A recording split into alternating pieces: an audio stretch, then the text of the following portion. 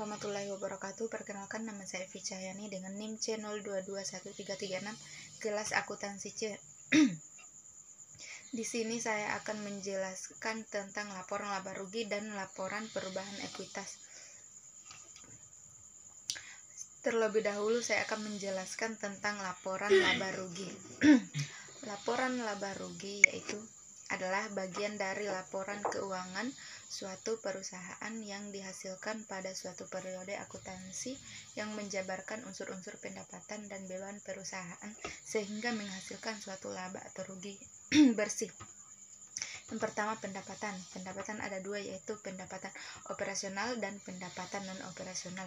Pendapatan operasional adalah pendapatan yang direalisasikan melalui kegiatan utama sebuah perusahaan, sementara pendapatan non-operasional diperoleh dengan menjalankan bisnis sekunder dan non-utama. Contohnya saja bunga yang diperoleh dari modal bisnis yang ada di bank, sewa, kemitraan strategis, dan lain-lain sebagainya. Yang kedua, keuntungan. Keuntungan disebut dengan juga penghasilan lain. Ini merupakan sebuah laba bersih yang didapatkan dari kegiatan non-bisnis atau kegiatan lain perusahaan seperti penjualan aset lama, penjualan anak perusahaan, dan lain sebagainya. Yang ketiga yaitu laba sebelum pajak, adalah total pendapatan yang belum dikurangi dengan pajak. Jadi, untuk menghitung laba sebelum pajak ini, Anda harus mengurangi laba operasional dengan beban bunga. Yang keempat, laba sebelum bunga dan pajak. Ini menunjukkan beberapa banyak laba yang dihasilkan perusahaan dari kegiatan operasionalnya tanpa memasukkan unsur biaya bunga atau pajak. Yang kelima, kerugian. Kerugian merupakan biaya yang dikeluarkan untuk kegiatan-kegiatan yang lain dari luar bisnis utama. Yang keenam, harga pokok. Penjualan HPP adalah total keseluruhan pengeluaran dan beban yang dikenakan baik secara langsung maupun tidak langsung untuk menghasilkan barang dan jasa di dalam kondisi dan tempat di mana barang tersebut dapat dijual atau digunakan. Yang ketujuh, biaya operasional. Biaya operasional termasuk semua biaya yang terkait dengan menjalankan bisnis Anda yang tidak termasuk dalam HPP. Misalnya penggajian, perjalanan, pelatihan, sewa gedung, utilitas, pembelian peralatan, perangkat keras dan lunak, iklan, ponsel, dan lainnya.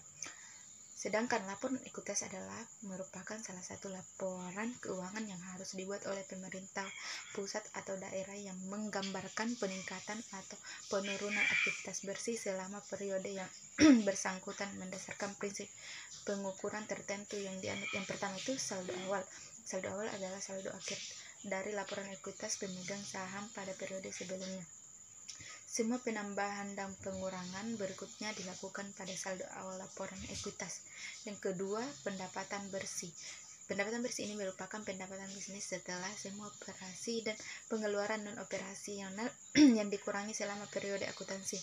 Yang ketiga yaitu pendapatan lainnya.